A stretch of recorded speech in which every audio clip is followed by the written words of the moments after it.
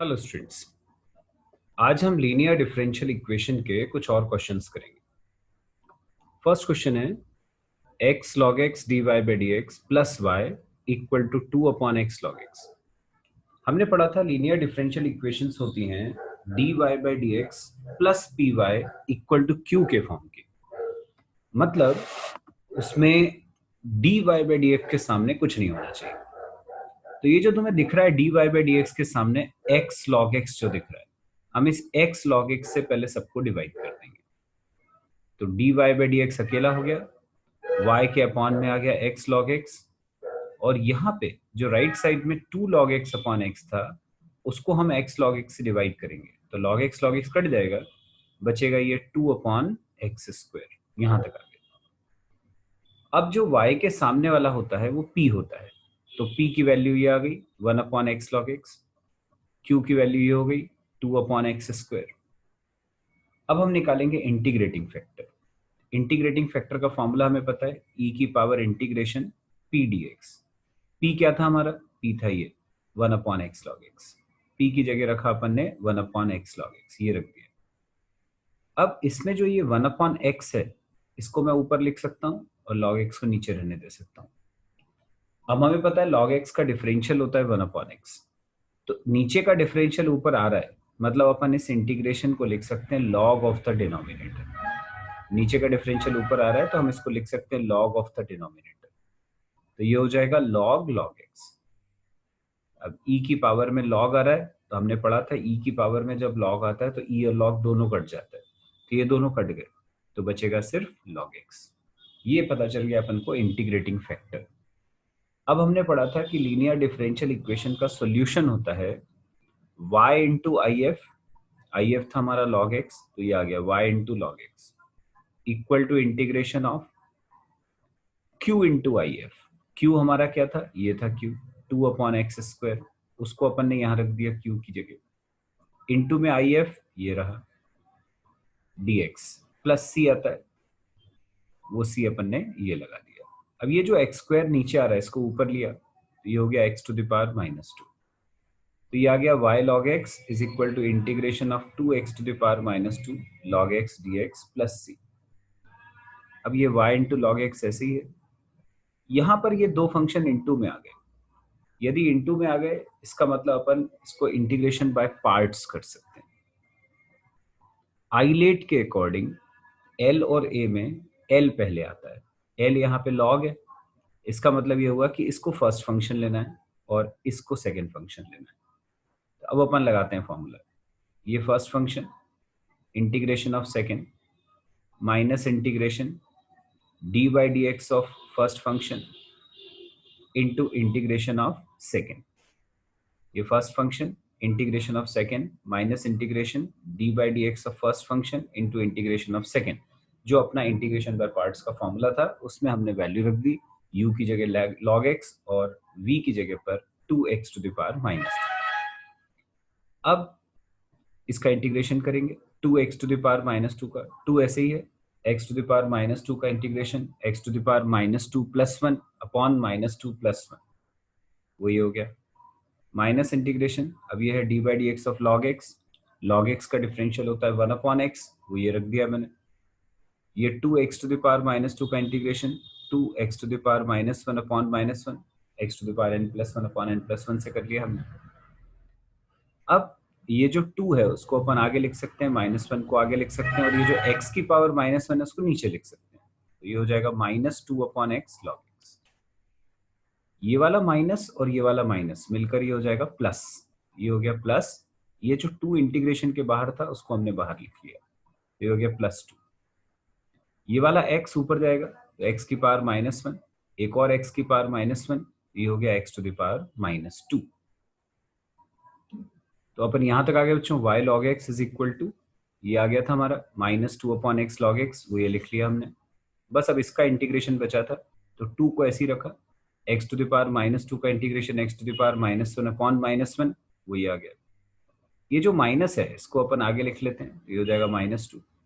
ये जो x to the power -1 है उसको नीचे लिख लेते हैं, तो हो जाएगा अपॉन एक्स। तो ये हो जाएगा -2 upon x log x -2 upon x. इसमें से -2/x अपन कॉमन निकाल सकते हैं, तो अंदर बचेगा log x प्लस 1 प्लस सी। हो गया अपना इंटीग्रेशन, हो गया क्वेश्चन कंप्लीट। नेक्स्ट क्वेश्चन है बच्चों, x dy by d x plus y minus x plus x y cot x equal to 0। अब फिर वही हमें पता है कि dy बाई डी एक्स के सामने कुछ नहीं होना चाहिए, तो ये जो dy बाई डी एक्स के सामने तुम्हें x दिख रहा है उससे सबको डिवाइड कर दिया, तो ये ऐसा आ गया dy by d x plus y upon x minus ये x के अपॉन में x आएगा तो कट जाएगा तो -1, x के अपॉन में x आएगा तो वो कट जाएगा plus y cot x equal to 0। अब ये तुम्हें दिख रहा है ये y वाली दो टर्म्स हैं, अपन इन दोनों में से y कॉमन निकाल लेते हैं, तो dy by d x plus 1/x plus cot x into y, ये जो -1 है वो उधर चला जाएगा, ये इधर आके +1 हो गया। अब इसको कंपेयर के लिए अपन करें dy by d x plus P y equal to q से, तो हमें पता है जो y के सामने आता है वो p कहलाता है, तो p की वैल्यू ये हो गई 1/x प्लस कॉट एक्स, जो इक्वल टू के उधर आता है वो q होता है, ये q की वैल्यू आ गई 1। अब हम निकालेंगे IF इंटीग्रेटिंग फैक्टर, इसका फॉर्मूला तुम्हें पता ही है, e की power integration of p dx, p की वैल्यू थी 1/x प्लस कॉट एक्स, वो रख दी। अब इंटीग्रेट करेंगे, 1/x का integration log x, cot x का integration log sin x। log में जो प्लस वाली टर्म्स हैं ये मल्टीप्लाई हो जाएंगी, तो ये हो जाएगा e की power log x sin x। अब e की पावर में log आ रहा है तो ये e और log पूरा कट जाता है, बचा x sin x। ये आ गया हमारा इंटीग्रेटिंग फैक्टर। अब इक्वेशन का सॉल्यूशन हमको पता है, वो होता है y into I F is equal to integration of q into I F, q था अपना ये 1, ये 1 रख दिया, इंटू आई एफ ये निकाला था हमने वो रख दिया, q into I F d x plus C, जो अपन ने फॉर्मूला होता है उसमें वैल्यू निकाल।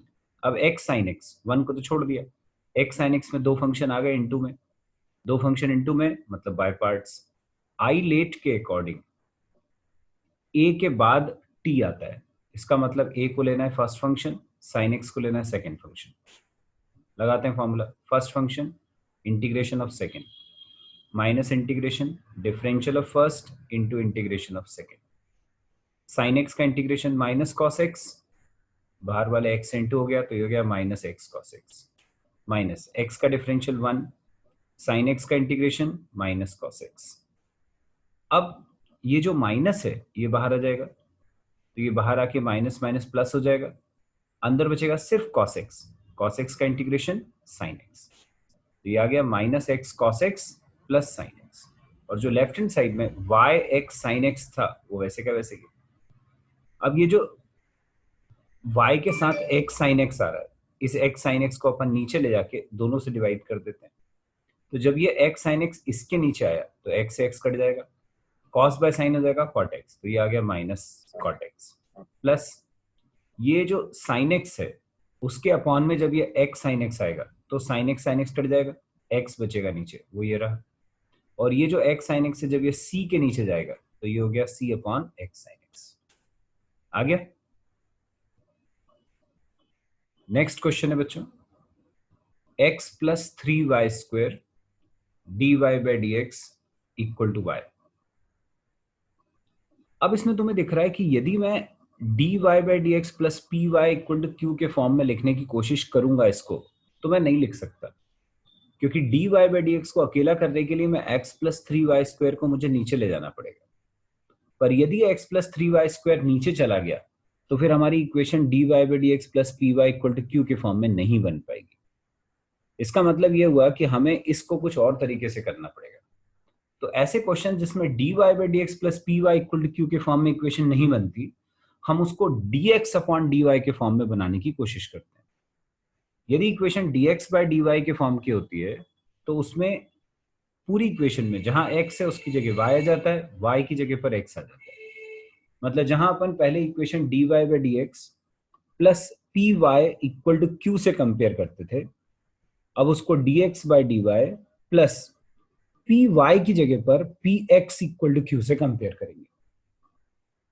चलो देखते हैं इसको अपन dx अपॉन dy के फॉर्म में कैसे लिखते हैं। dx को हम ऊपर ले गए, dy को नीचे ले गए, तो यहाँ बचा x plus 3y² equal to y dx upon dy, ऐसा आ गया। अब ये y dx अपॉन dy को मैं यहाँ लेफ्ट साइड में लिख ले रहा हूँ और इसको राइट साइड में, कोई फर्क नहीं पड़ता, a इक्वल टू b लिख लो, b इक्वल टू a लिख लो। तो ये ऐसा आ गया अपना, यही वाली इक्वेशन में मैंने RHS को LHS में लिख लिया है और ये जो LHS थी उसको मैंने RHS में लिख लिया है। तो यहाँ तक आ गया। अब dx अपॉन dy अकेला चाहिए तो ये y से डिवाइड कर देंगे अपन, ये y को यहाँ नीचे और यहाँ नीचे ले गए, ऐसा आ गया। अब ये जो x upon y right side में है इसको लेफ्ट साइड में ले जाते हैं, यहाँ से इधर आएगा माइनस हो जाएगा, तो dx upon dy minus y 1 upon y into x equal to 3y, ऐसा आ गया। ये जो x के सामने तुम्हें दिख रहा है इसको अपन p बोलते हैं, ठीक है। जब dy बाई dx वाली इक्वेशन होती है तो उसमें py होता है। मैंने अभी क्या बोला कि यहाँ y की जगह पर x आ जाएगा, तो इसको dx upon dy plus p x is equal to q से कंपेयर करेंगे, तो p हो गया हमारा माइनस 1 अपॉन वाई, ये p की वैल्यू आ गई। जो इक्वल टू के उधर आता है वो q होता था, वही q अभी भी है, ये आ गया। अब निकालते हैं इंटीग्रेटिंग फैक्टर, वो होता है e की power integration p dy, p की जगह रखा माइनस 1 अपॉन वाई, ये जो माइनस है वो बाहर निकाल लिया, 1 अपॉन वाई का इंटीग्रेशन लॉग वाई, तो ये हो जाएगा e to the power minus log Y.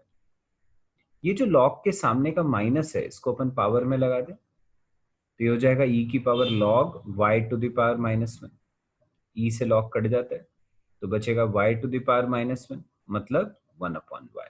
देखो आ गया, ये इंटीग्रेटिंग फैक्टर अपन ने निकाल लिया। अब जो सॉल्यूशन था अभी तक जो अपन यूज कर रहे थे वो क्या होता था, y into I F is equal to integration of q into d x plus C. लेकिन ये जो इक्वेशन है अपनी वो dy बाई डी एक्स के फॉर्म की नहीं है, dx बाई डी वाई के फॉर्म की है। तो मैंने क्या बोला, जो अभी तक y होता था वो x हो जाएगा, जो x होता था वो y हो जाएगा। तो जो अभी तक अपन यूज कर रहे थे formula y into I F वो जाएगा x into I F is equal to integration of q into I F, और जहां dx आता था उसकी जगह अब dy आ गया। वैल्यू रखेंगे, ये आई एफ की जगह 1 अपॉन वाई रख दिया, ये आ गया, is equal to integration of q, q की जगह पर 3y ये रख दिया, इंटू आई एफ की जगह 1 अपॉन वाई ये रख दिया, ये y से y कट जाएगा, यहाँ बचा 3, 3 का इंटीग्रेशन हो जाएगा 3y, तो x upon y equal to 3y plus c, y को उधर ले गए तो x हो जाएगा 3y² प्लस cy। हो गया क्वेश्चन सॉल्व।